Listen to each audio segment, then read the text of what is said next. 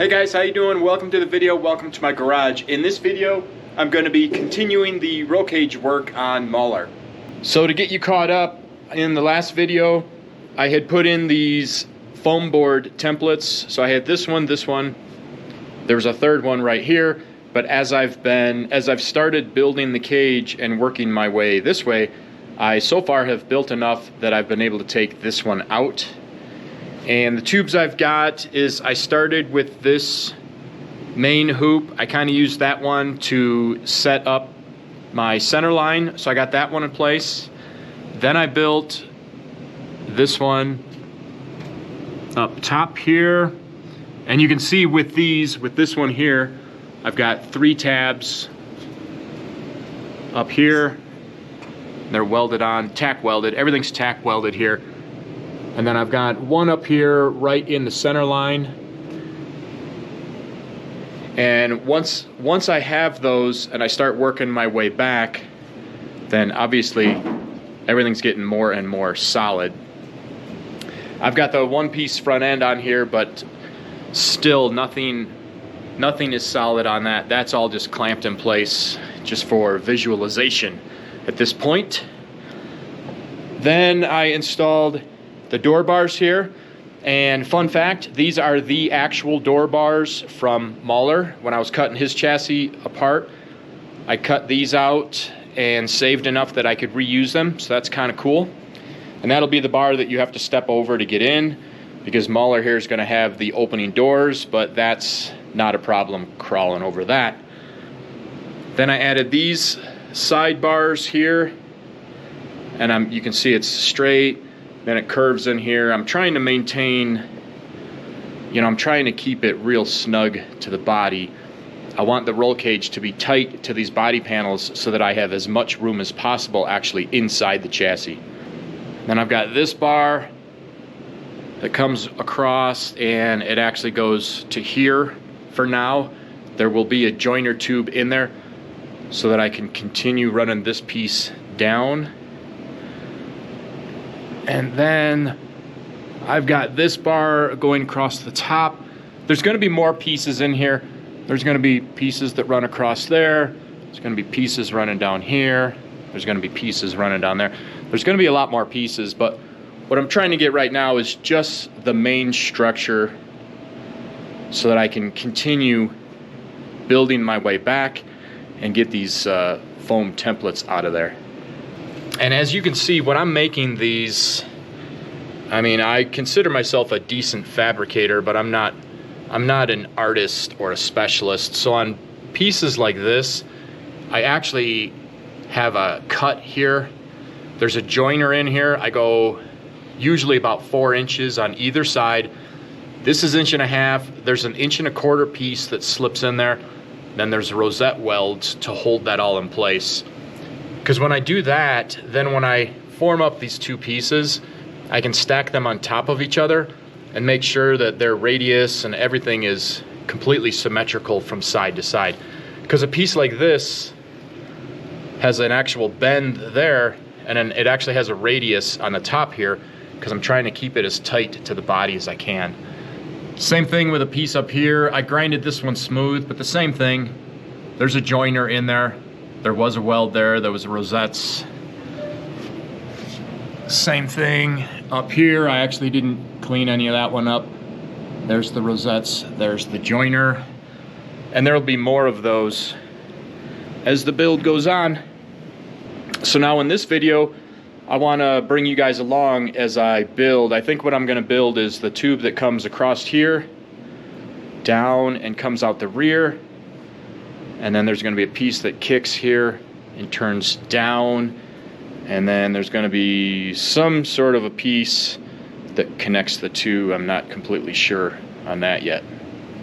So that's the plan. I think I'm just going to kind of follow the camera around with me while I start notching things and taking measurements and seeing what I can get done.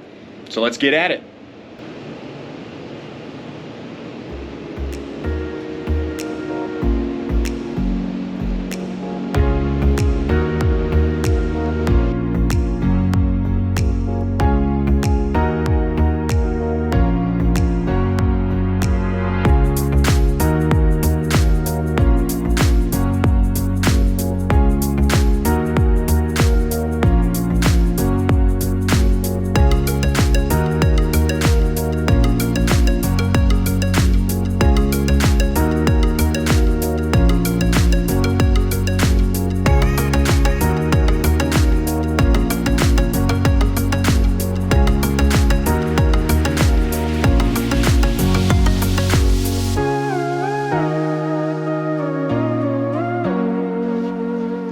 right, so now I've got my cope on there, and I'm hoping that now I can take this piece at least and put it up in there and mock it in place so that I can get the dimensions for the bottom piece.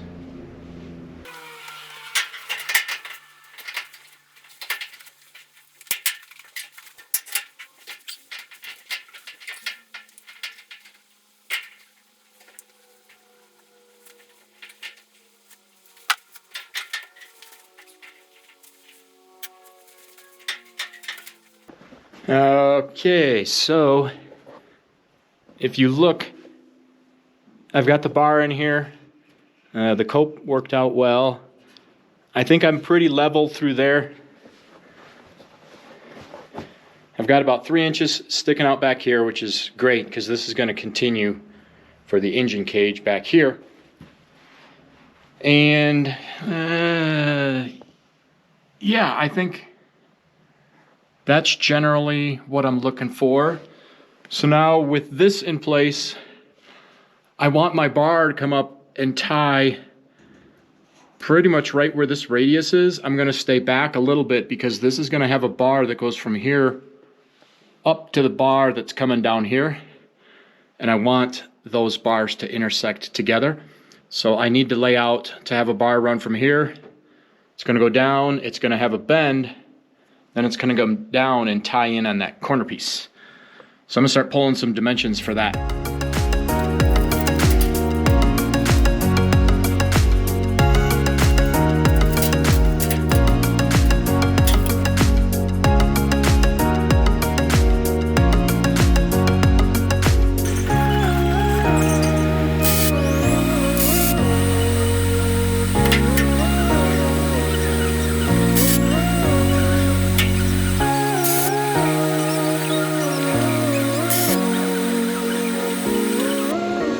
Hey guys, so a couple of things going on in this video. You're probably going to notice this video is like jumping around a little bit, not real smooth. That's because I'm using a new camera.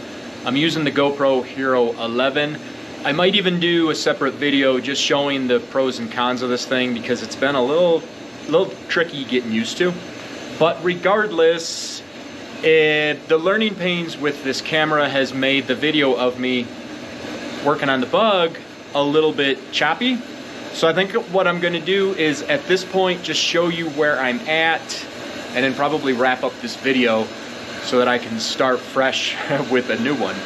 Another thing that's been making this video a little choppy is Mr. Kevin here has a little bit of a lip inflammation going on that he keeps scratching and making it worse.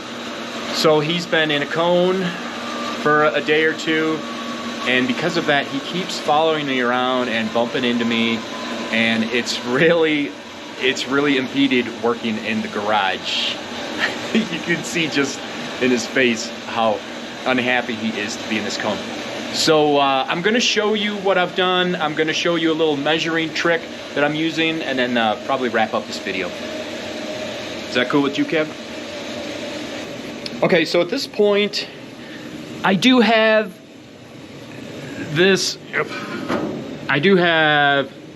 bar in here, and it's lightly tacked in place here, there, and then I do have this kicker on here, and I've done the same thing for the other side.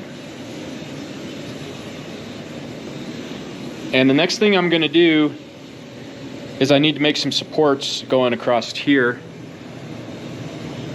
and across there to give it some strength back here, because right now this bar is, I mean, it's strong, but it doesn't take much to move it this way or that way. And what I want to do is I want to try to make sure that the distance from here to center, and that little mark right there identifies center, which also is essentially center with the center of the engine. And I want to try to, before I make these braces to really lock this in, I want to do what I can to try to make sure these are equal distance, or at least as close as I can possibly get them. So I'm going to show you a crude little trick I use to get it really, really close to where you want it to be.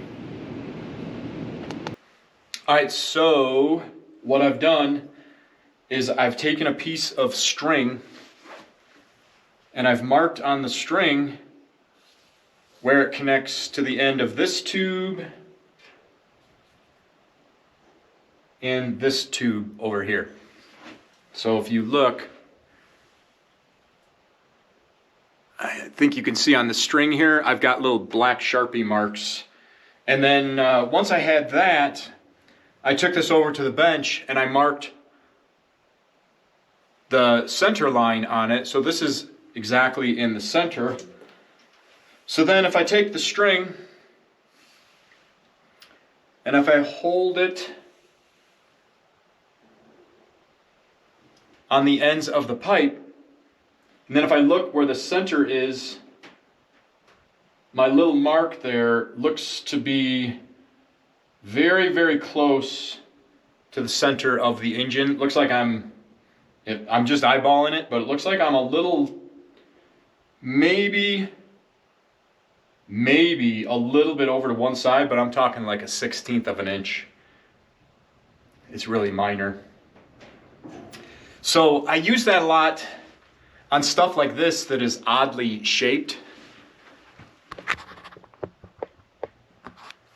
Not so much because I'm trying to get it perfect or take dimensions, but if I'm trying to just establish that I'm still on track with center, I do stuff like that a lot just to make sure as I'm stacking on top of pieces that I'm not getting too far off of center. Okay, so that's gonna be it for this video. Bear with me if this video is a little choppy. Like I said, I'm trying to learn different aspects of this camera, and it's been a little bit of a rough ride figuring out the time lapse, the lighting, the uploads, the file types. It's been a little bit rougher than my last couple of cameras. But regardless, I think what's gonna happen is I'll get this video put together and uploaded. In the meantime, I'm still trying to crank as much as I can, but also dealing with a dog that's got an issue. I'm gonna have to set up a veterinarian appointment to find out what's going on with his gum. So I gotta take care of that. But I think there will be a video following this one up pretty quickly as I keep trying to move along on the rear portion of the frame here. So bear with me, guys. Thanks for watching this video. I hope it's showing you the progress I'm making, entertaining you, helping you with whatever you're working on, and I hope to see you on the next one. Take care.